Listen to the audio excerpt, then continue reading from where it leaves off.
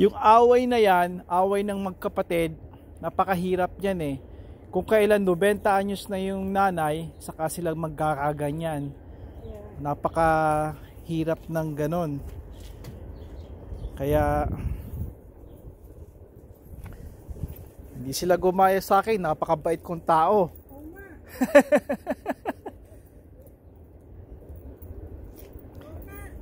Tanyo, kailan kayo nakakita ng nakipag-away ako dito? Wala. Okay, ma. Ito yung aking ito yung winter tires, yung summer tires ni Mrs. Ang tawag dito ay summer tires or 3-season tires. Okay? Hindi ito all season tires, hindi ito all weather tires. Just call them summer tires because they're only good sa spring, summer, and fall. They're best sila sa summer. Okay, anything below 7 degrees or 7 degrees and below, they will suck. Okay, they will definitely suck. So ang temperature namin dito ay nasa mid-teens, which is 15 tapos single digit pa rin sa gabi at madaling araw. Kaya wala akong intention na magpalit ng winter tires, mag-swap ng tires ngayong spring pa. Ang problema, yung aming gulong ni Miss dito sa harapan ay flat. Flat lang yan, di ba? Hindi lang flat kasi ito may slush siya dito eh. Now, I don't think, kanina kasi umuulan, so may nakita kong bula na lumalabas, tapos hissing sound, not really hissing, more like a quacking sound, like quack, quack, parang ganon.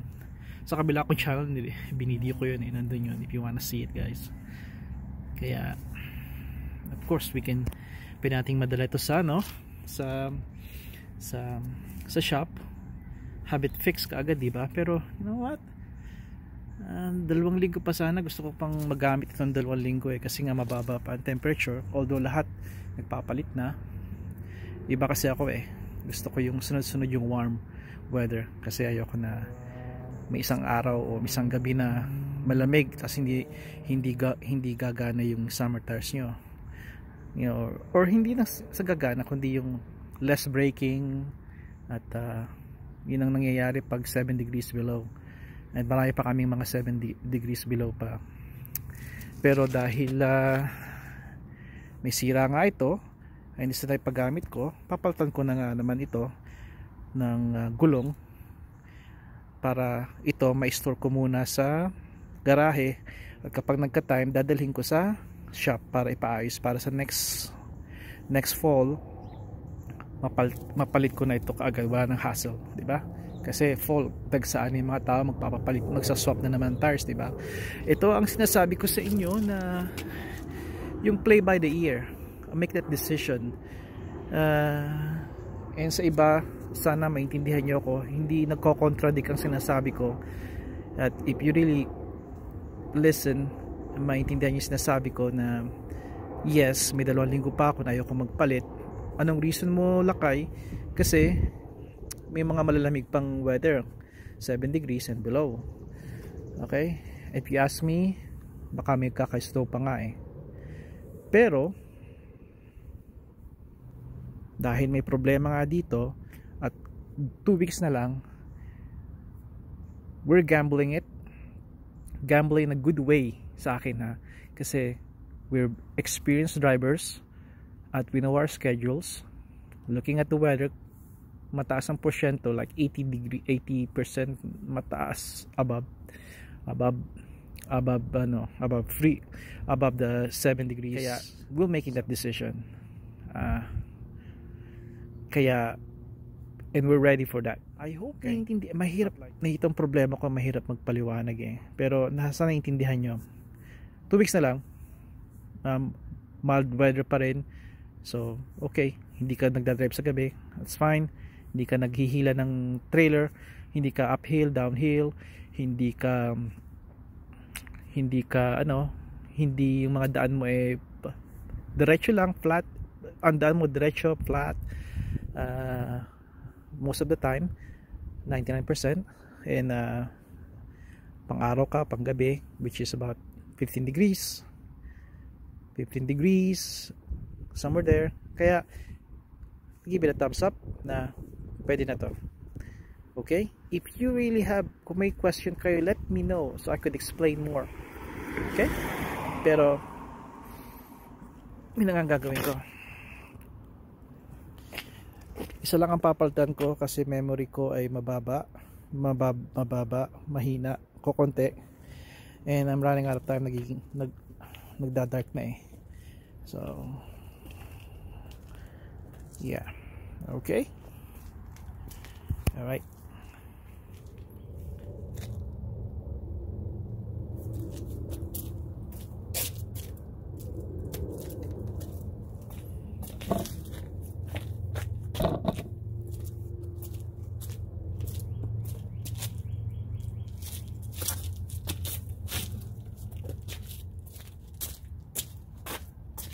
Okay, itong ating gagawin.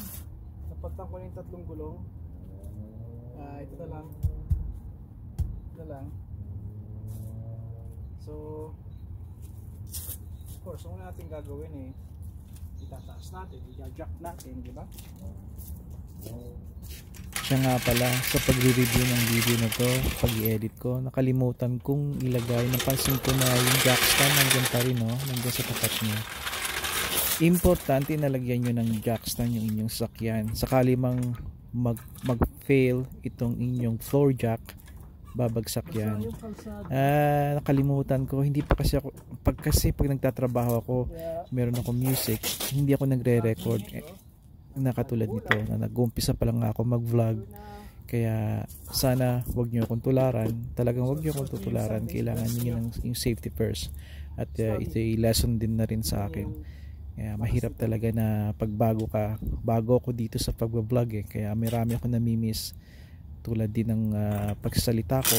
Alam ko na marami akong mga nasasabing ibang words, at namimiss akong word o kulang ako sa paliwanag. Kaya sana pagpasensyahan nyo pa ako, at hayaan nyo at matututo, dahan-dahan ako natututo.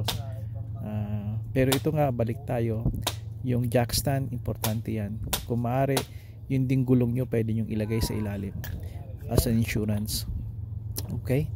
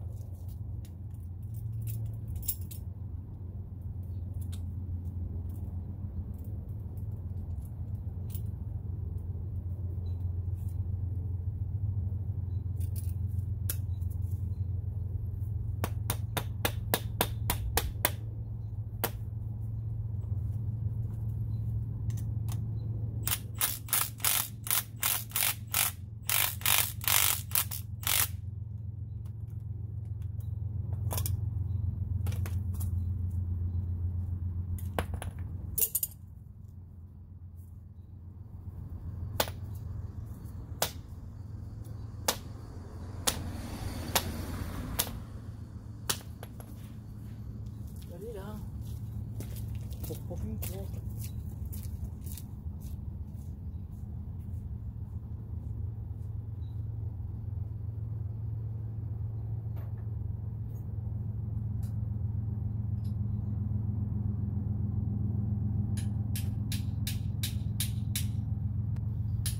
Nakikinig nyo na ako nagpukpok. Ito yung mga ginagawa ko. Kilala ko dito sa aming neighborhood na nagpupukpok, nagkukumpuni, nagbubutingting ng mga makina at kung ano-ano. Bukas lagi ang garahe namin. At welcome ang mga tao dito para makipaghuntahan sa akin. Meron dito kaming ordinansa na sinusunod. Ito ay pagdating sa pag-iingay. Lunes hanggang Biyernes, ang umpisa ng pwede ka mag-ingay, magpatugtog ka, magpukpok, magpatakbo ng mga magrevolusyon ng mga motor, kung ano man na mga unpleasant, yung mga hindi pleasant na noise na makaka-istorbo sa mga kapitbahay, sa pagtulog nila, pag-aaral o pagre-relax. Inaalaw naman yun pero sa oras lamang ng Lunes nga hanggang Biyernes, alas 7 ng umaga hanggang alas 8 ng gabi. Kapag lumampas ka doon, ay maaari ka nilang i-report sa town at pwede kang mamultahan siguro pagkatapos ng mga ilang warning. Hindi ko lang alam kasi hindi pa nangyayari sa akin yan, pero okay naman ako dito. May mga times na hindi naiiwasan na magingay na lampas ng alas 8. May mga times na gano'n, nalala ko, pero wala akong problema sa mga kapitbahay dahil nasa relasyon ninyo yun, sa ganda ng relasyon. Minsan nga pumupunta pa sila dito, may dalang beer or puntahan kami habang patuloy na may ginagawa ko. Hindi pa rin kayo kumpuni. Hindi ko matanggal yung lug nut sa socket. So meron akong spare dito. Nakikita ninyo ang mga lug nuts.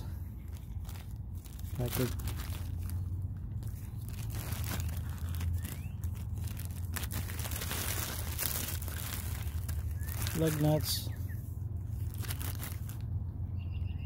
May flash ka ba? Ayun. So ito yung lug nuts. Iba kalawangin pero pwede pa rin siya.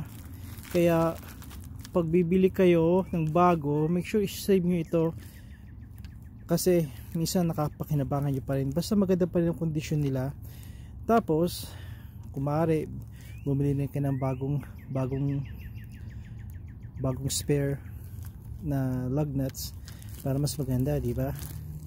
Nangyayari yun kasi yung iba, yung shelling niya, yung skin niya, yung shell niya, outer shell, minsan natatanggal yun o naging warp na dumidikit yun sa lug sa socket.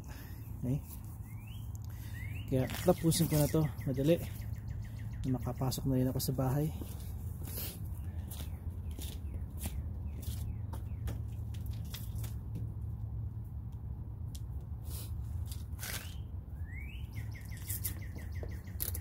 Dahil wala tayong socket na stock, may isa pang spare dito, kaya okay pa rin.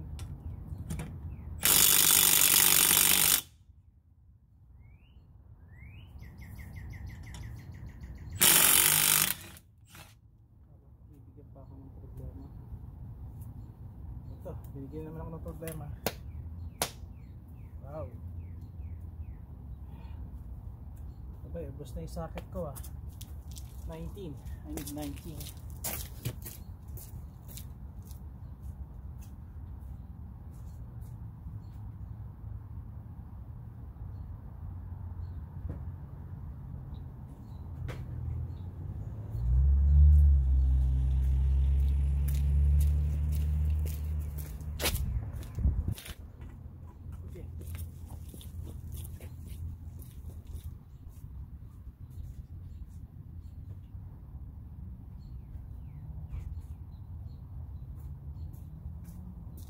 I think ang equivalent ng 19 mil is 3/4.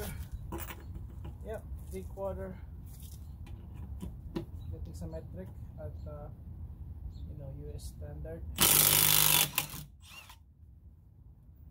Okay, good. So, with the tires.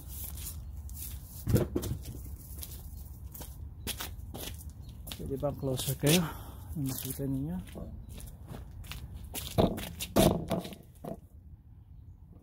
Okay.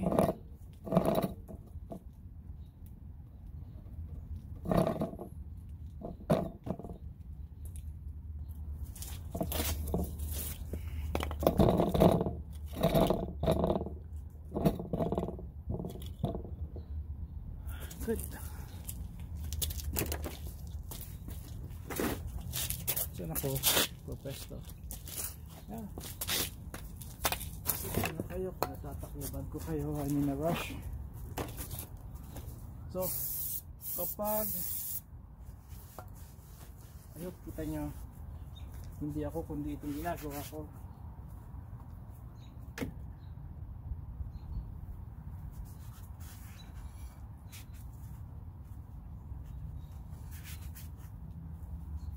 Ito yung mga bagay na kailangan yung matutunan. Yung mga simple, ito basic na rin ito eh. Pagpapalit ng tires. Yung mga batang Pilipino dyan, matuto kayo nito ha. Kung nasa Pilipinas pa kayo at papunta kayo dito, I always believe na ang Pilipinas ay isang lugar na pwede ka maging successful doon. Nasabi ko na yun sa mga past videos ko. Hindi lang ako nagkaroon ng pagkakataon doon kasi bata pa ako nung dumating dito sa North America. And dito ako hindi naman bata pero you know, binata na ako noon. Teenager, in my late teens. At dito na ako nakapag-umpisa, pati pamilya. Pero alam ko sa Pilipinas,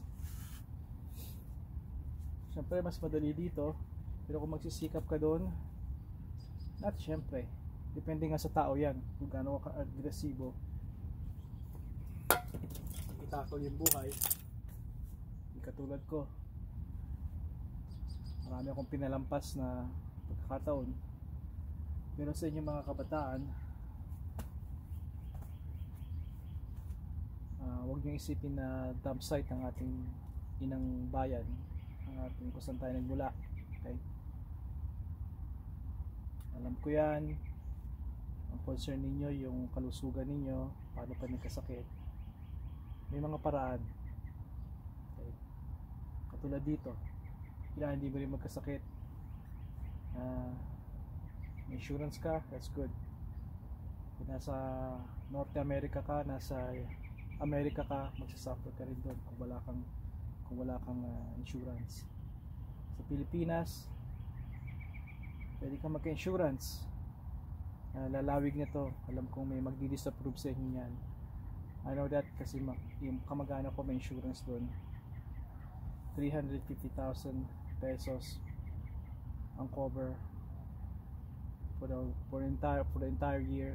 Cover siya ng 2-3 million sa buong isang taon. I know it's a lot, pero kung titingnan ninyo, hindi nagkakalayo talaga dito. May pagkakaiba, pero bottom line is, alagaan nyo yung sarili nyo at huwag kayong tumigil na makamit nyo yung pangarap nyo, maging maunlad. Again, babalik tayo dito sa mga, kung nasa Pilipinas kayo at papunta kayo dito, ito yung mga isang mga bagay na kailangan ninyong maayos, malaman. Simple basic oil change, mga fluid, radiator, flush radiators, check nyo yung brake fluid ninyo, change tires, and even brakes is really basic. Alam ko marami even ako na-intimidate ako noon, pero ngayon just common sense and just pay attention. Mahirap lang sa umpisa, pero once na magawa mo, boom, saving a lot of hundreds of dollars sa mga ganitong fixes. Okay? Kaya sana hindi ito limitado sa mga lalaki, ganun din sa mga babae, at hindi ito limitado sa mga edad, bata, matanda, ano man ang status mo. Kahit may pera ka o retirado ka na, it's good to know this.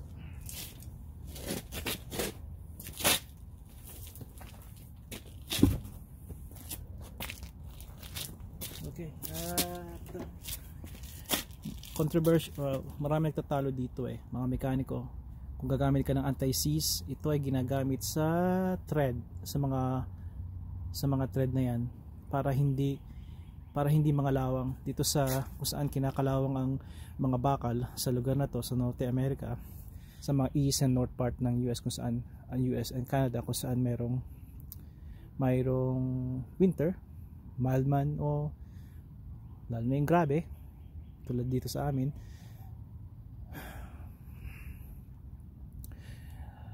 Gamit nila ay asin, so kinakalawang yan. Pag pinasok nila yung thread ng kalawang, moisture, and then kalawang, asin, moisture, may kasamang asin yon, kakalawangin yan, pwedeng mag-seize yung inyong bolt. This one is stuck, pero this is another story. Yung thread niya sa iloob, kakalawangin, magbabind dun sa tornilyo dun sa bolt. 5 bolt yan, di ba? Isa napakahirap nun. Ito ang magsosolve ng problema na yan. Anti-seize. Ang problema ng iba dito, ayaw nila nito kasi it loosens the bolt. Okay? Kahit pag tinatight mo ng tama, 100 foot-pounds, tama yung pagkakahigpit mo, dahil sa vibration, pagtakbo mo, sabi nila, naglulus daw yun. Wala pa ako na experience noon. Ilang taon ko nang ginagamit ito. At sa napakarami kong mga sasakyang ginagawa. And hindi lang ba sasakyan ng mga mahal ko sa buhay, pamilya. Wala akong na-encounter na problema nito. Dahil tama higpit ko at kaunti ang gamit ko nito. Just a dab. Hindi mo kailangan i-cover ang buong thread.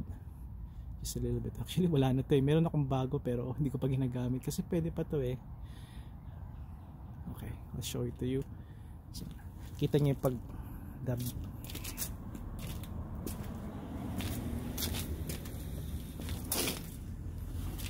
Lagyan ko natin sa camera. Just a little bit.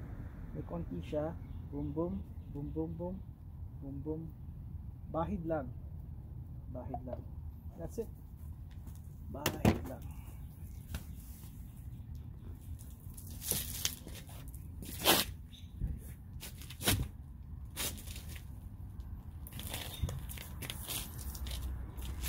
Itong gomang gagamitin natin is install natin ay mayroong rotation. Nasaan yung rotation? Papakita ko sa inyo. Huwag naman sa baba, bubuhatin pa ulit kita.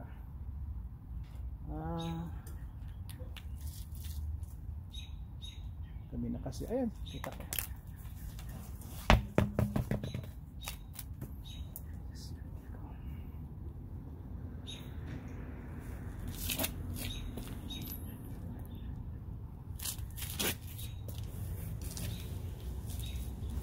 Ito yung rotation.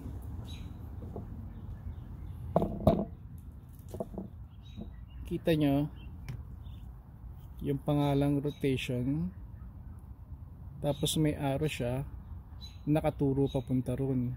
Okay, take a good look. Yan, rotation.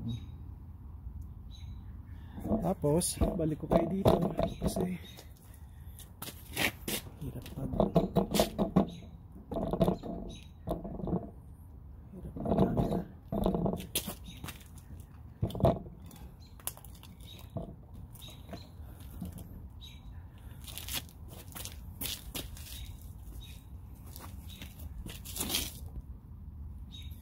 Itong rotation na to, kung saan nakaharap ang sasakyan nyo, doon dapat siya papunta. Imagine nyo nag-roll itong gulong nyo, iniikot yung gulong nyo paabante. Kailangan ang arrow papunta rin doon paabante. Yun ang tama na installation nito paglalagay ng tires. Hindi lahat ng gulong may rotation. Ito ay directional, one directional to eh. Kaya meron ito. Bakit meron ito? Para makuha niya yung full potential na performance ng gulong. Mapa summer tires o mapa winter tires. Maraming winter tires ang may rotation na instruction na senyales na signs. Okay? Kailangan sundin nyo yun para makuha nyo yung buong benefit ng gulong nyo kasi ito ang way na para ma-flush niya yung tubig pag naulan, natakbo kayo, para matanggal niya yung snow, kasi yung snow sa snow tires naman, hinahawi niya yung daan sa tulong ng tamang pattern ng tread. Kasi itong mga araw na to dito pa, kita nyo, pa-arrow, yun ang pointing down sa ground pag naabante kayo. Yan yung humahawi ng snow, ng tubig, kung ano man ang tinatakbo ninyo. I hope naiintindihan niyo yung sinasabi ko, kasi mahina ako minsan magpaliwanag. Again, I acknowledge, I know that. Kaya punta kayo ngayon sa mga sakyan ninyo, makikita nyo meron kayong rotation na pangalan, kahit lalo na sa winter tires nyo. So sana sundin nyo yun. So punta na kayo doon, tingnan niyo, at kung mali ang rotation, tanggalin nyo at make sure na tama ang arrow, laging paabante. Okay, paabante. Ito ang harap, ganyan ang abante ng sakyan, kaya ang arrow papunta doon. So natin,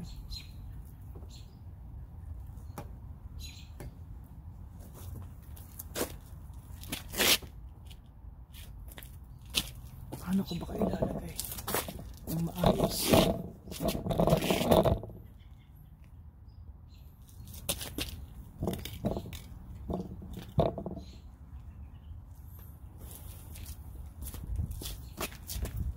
Problema ako sa mga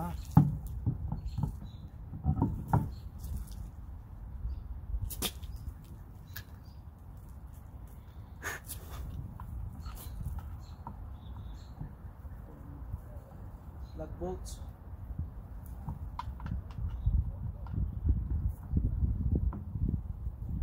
Kapag stuck na ganito, ayaw umikot, ibalik ninyo ha, para maiwasan yung ma-strip ninyo yung thread. Ang tawag ng mga Pinoy doon, lost thread. Natatandaan nyo ba? Uy, na lost thread.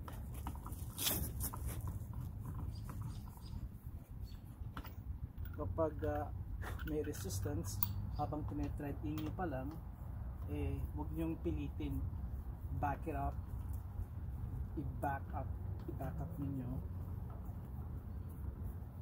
tapos umpisahan nyo ulit, and this time a little slower.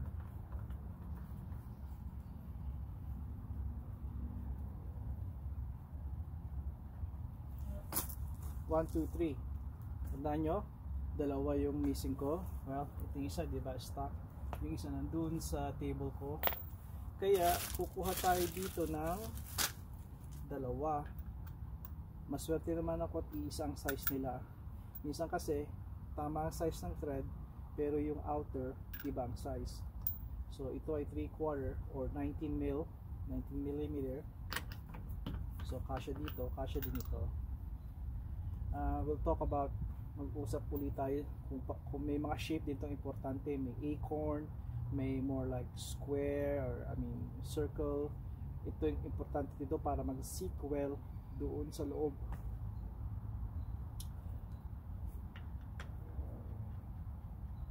Boom. Isa. Okay naman to eh. Puro kalawang kasi yung iba, hindi maiwasan yung kalawang.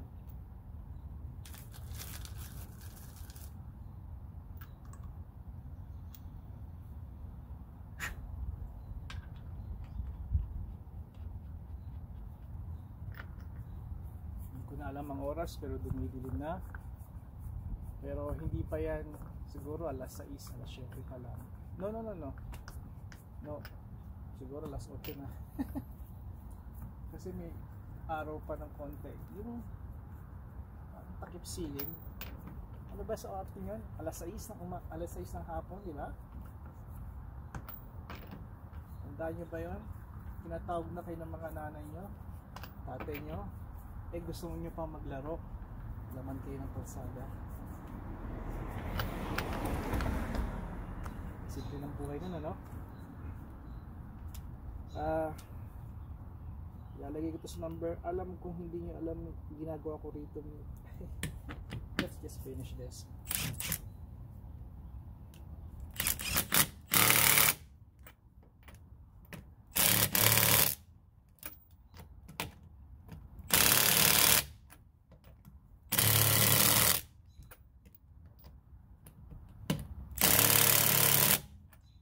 Mapapansin ninyo nung hinigpitan ko to, may tinatawag dito na star pattern, which is parang nag-drawing kayo ng star. Okay. 4, 5. So kung saan ka mag-umpisa, it doesn't matter kung saan ka mag-umpisa, basta yung susunod na bolt lalampasan mo, lalaktawan mo. Dito ka nag-umpisa, then laktaw, dito ka mag-umpisa uli, susunod laktaw, ito ang susunod, laktaw, ito naman ang susunod, laktaw, ito naman susunod. By doing that, pag ginawa nyo yun, tama ang lapat nya, kasi ayun ninyo nahigpitan muna ito at ito. Kung ito ang higpitan ninyo, hindi nyo susundin yung star pattern, then nakaganyan yan ang gulong nyo, diba? Nakaangat ito, saka nyo higpitan, saka bababa. Hindi maganda yon, kailangan as much as possible even.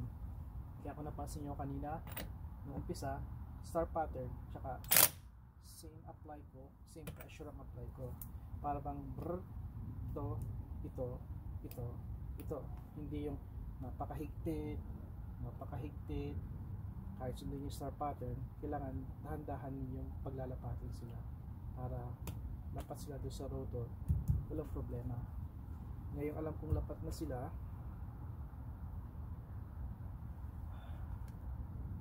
saka ko to higpitan. Number 2, saka pakinggan nyo,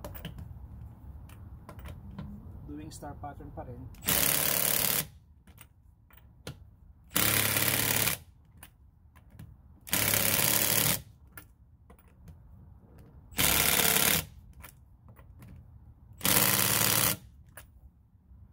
Good. Now,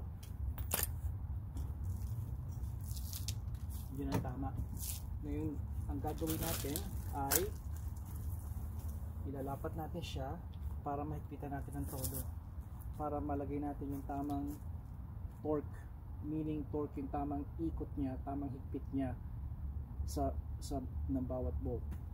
Hindi ko magagawa kung hindi ko ibababa, kasi front wheel drive itong sasakyan at free ang likod. Pag sinabing front wheel drive, meaning yung itong nasa likod ay ito yung free. Makikita nyo, umikot siya. So hindi natin mapahigpitan yan, kailangan natin ibaba. At ang ginagawa ng iba, binababa nila ng lapat lang, para hindi siya umikot habang hinihigpitan. That way, kung marami pang paghihigpit, madali siyang sumunod doon sa katawan ng sasakyan, ng hub. Pero dahil ginamitan ko to nito, alam ko na nakaset to sa number 2 at ang kanyang closest na paghigpit ay 100 foot-pounds. Ito ay 100 foot-pounds. This probably 90-95 foot-pounds. Okay, 90-95 foot-pounds. Ito ay 100 foot-pounds. So konting ikot na lang, na-achieve mo na yun. Kaya hindi ko kailangan na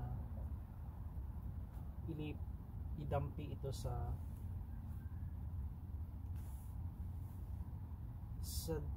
ground, sa driveway, kasi konti lang yun halos lapat na siya.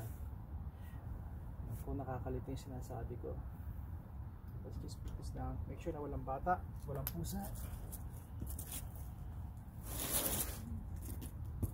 Okay, ayan, nasa all the way ground na siya, which is fine, that's fine. Torque natin, pag narinig nyo yung torque na, pag narinig yung click, that means hindi na siya iikot.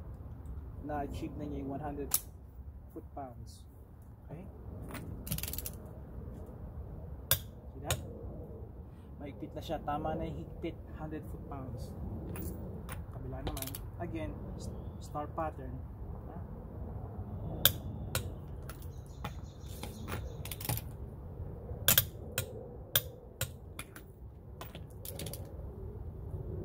Oop, ito medyo maluwag pero yan, okay na yun. Ilang yun? Medyo maluwag din. It happens. Namis, hindi masyadong lapat yung satin pero hindi naman grabe. It's possible. Okay lang yun. Can't be perfect. Yan na. Means hindi ko na mahigpitan, di ba? Tama na yun. Unless prasahin ko talaga. Yung mga bagong kailangan nyo ito ha, sa mga nagpapalit ng gulong, kailangan nyo ito.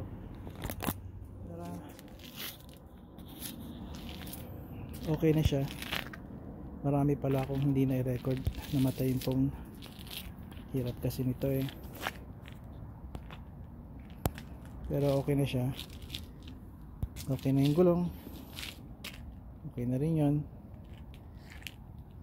Magliligpit na lang ako ng gulong. Kailangan nyo tandaan kung saan ito nakalagay, kung saan naka-place, sa front, sa side, rear wheel drive, rear, right rear, left rear, ganun. Kailangan nyo lagyan ng marka para sa susunod alam niyo, para maybe swap ninyo sa susunod. Kung nasa harap yung gulong ng winter tires, lalagay nyo naman sa likod.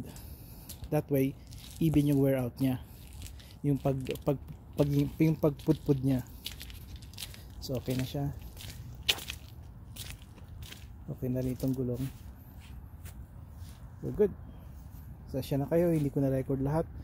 I tried my best. Nasayang yung pagsasalita ko. I'm sure yung ibang mga nagre-record yan, alam nila yung pakiramdam. Marami kong information na sabi, only to find out na hindi pala nakuha lahat ng camera. Pero yung mga tao, hindi sila sanay sa akin na nagsasalita dito. Kaya hanggang dito na lang at hanggang sa muli. At again, sana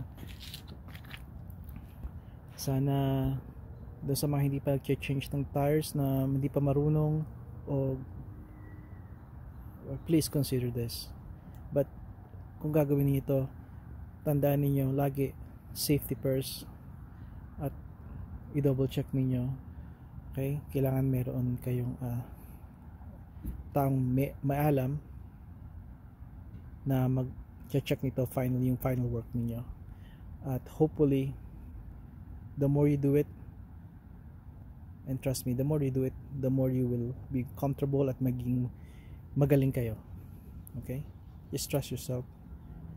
At doon sa mga bata pa na gustong matuto nito, at lalo na doon sa nasa Pilipinas, take advantage of it. Okay? Take advantage of it. Na ano ba sinasabi ko? Take advantage yun nandiyan kayo sa Pilipinas, na kung saan madali kayo makakita ng mga mekaniko na magtuturo sa inyo ng tama. Okay? Kailangan nyo matuto nito para mapapadali ang buhay ninyo dito, mapapagaan, at who knows, baka ito pa yung maging trabaho din ninyo. Just trust me, madali lang to. Ito yung message, ito yung mensahe ko sa mga, lalo na sa lahat ng Pinay. Okay? Hindi to limitado rin sa mga bata at sa mga lalaki. Okay? Kaya nyo to. Iba tayo, Pinoy tayo eh. Diba? Tingnan nyo ako, wala akong alam nito noon. Ngayon, ako na nagpapalit ng buong neighborhood ng mga tires nila at pamilya ko. Kaya tiwala lang sa sarili. Okay, hanggang dito na lang.